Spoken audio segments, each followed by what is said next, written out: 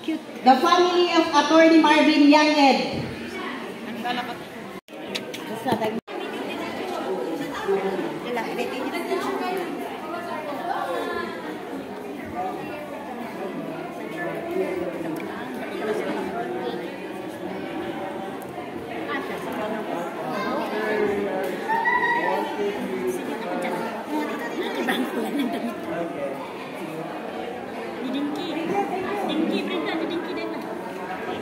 Okay. Bigay ang unsan nga Dinky. Colonel Dinky Soliva. Oh, I see. Ay, Dilo pa na. Sorry. Sorry, Colonel Dilo, our cousin. Nanipatak ka Pilieto, Soliva, ada niya panunod ko. Kakapay na pumanaw, tagsa ko kamadamdama. Okay, presenting to you the tokens of the Tayo group of writer. Might I remove your bolero so that you will fit the bolero that was sold by our group for you. And the group also will wear the best. Oh, that's okay. Wait na. Dito na lang. Maybe here na lang. From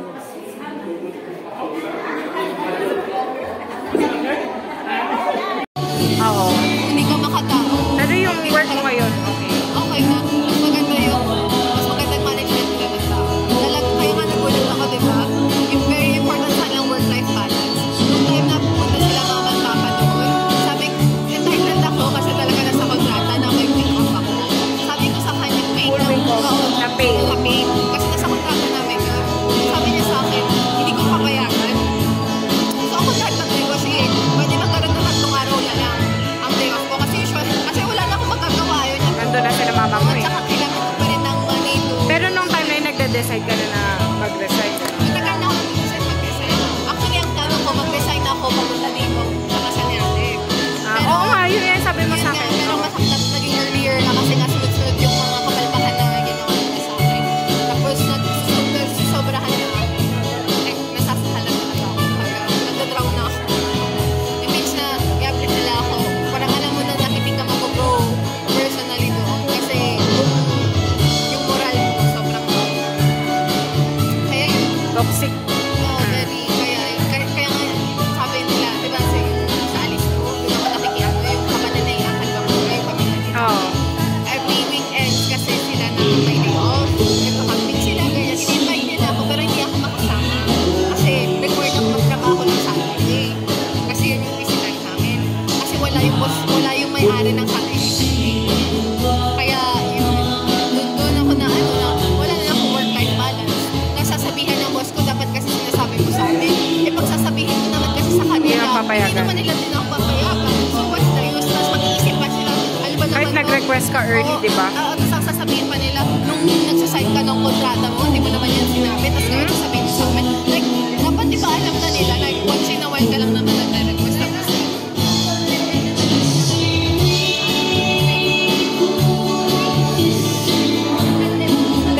Bigyan mo daw ng tubig yung mag-asawa. Bigyan mo ng tubig yung mag-asawa. kaya, yun ako na, Pero ilang buwan ka na nagpahinga? nagpahinga ako. Kasi nag-usap tayo, January. Wala na yun. Wala na nun. January. Hindi sa atin. December pa. Kasi din dumating sila at ni Brenda. Oo nga. Noong time na dumating sila at ni Brenda, itabidal kasi noon, yun ay nangyayari. Kaya parang hindi ko rin in-expect. Buti napuntahan mo pa sila. Oo, kaya ka timing din yung pag-resign ko kasi nag-resign ako, sila kasama ko. So yung bakasyon nila at ni Brenda, nakibakasyon ako. At least nakapagpahinga ka? Oo, nakapagpahinga talaga. Kaya sila ko yung iyak din, nakasama ko lang din sila. Talagang doon lang ako kasama nila, ganyan. Tapos dumating din yung society papa sila ni Ganita, pumunta doon. Wala pa akong workshop. Kasi yun na yung time na na-interview ako sa tanggap na ako.